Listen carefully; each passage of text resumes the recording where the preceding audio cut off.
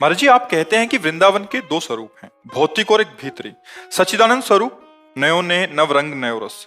मेरा शरीर धाम के बाहर वास करता है, तो क्या मुझे बिना भौतिक वृंदावन वास के वृंदावन का भीतरी स्वरूप अनुभव हो सकता है? हाँ। यदि हाँ, तो कैसे? नाम जप करो, वृंदावन ब्रज 84 कोस की रज ले जाओ, जैसे गिरिराज जी की परिक्रमा, वृंदावन की कहीं की भी रज, वो सब भगवत स्वरूप। रोज स्नान के बाद रज लगाओ शरीर में, और ठाकुर का चरणामृत, बिहारी जी राधा वल्लभ एकत्रित कर लो। हम मांगो जाके तुम रोज एक ढक्कन चरणामृत, और खूब नाम जप करते रहो, और अंदर से भाव करो कि वृंदावन धाम हमारा जीवन, हमारा प्राण है। मैं वास नहीं कर पा रहा हूं, लेकिन मुझे मिलेगा वृंदावन। जो इच्छा करी हो मन माही, हरि प्रसाद कछ दुर्लभ नाही। ऐसे उपासक को वृंदावन स्वीकार कर लेता है, पर रज शरीर में लगनी चाहिए। ये बात पकड़ लेना, अगर पकड़ लिए तो समझ लो कि भगवान की विशुद्ध कृपा हो गई। नहीं तो केवल सुनने मात्र से बात नहीं बनती, सुन के उसको आचरण में। रोज वृंदावन की शरीर में रज लगावे, चरणामृत पिए।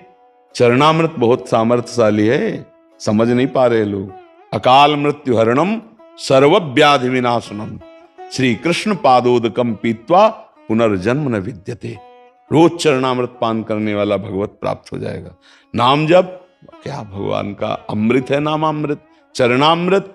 और ये जो रज है, चरण रज, ये बड़े बड़े महापुरुषों की है, बड़े बड़े प्रेमियों के आंसुओं से भींगी हुई रज है। यहाँ सब प्रेमी जन ही हुए हैं।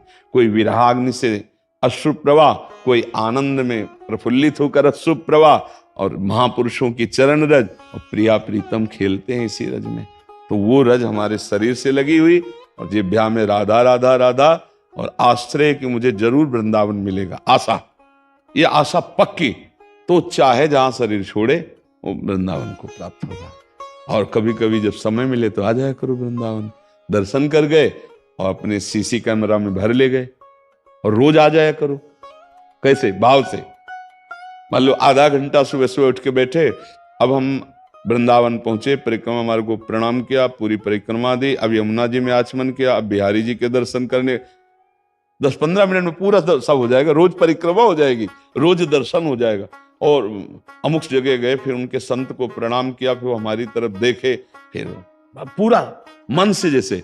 तो वृंदावन को चिंतवन, यह दीप उर्बार, कोटि जन्म के अघतमय काट करे उजियार। बोले वृंदावन का ऐसा चिंतन करोड़ों जन्मों के पापों का नाश करके प्रेम का प्रकाश कर देता है।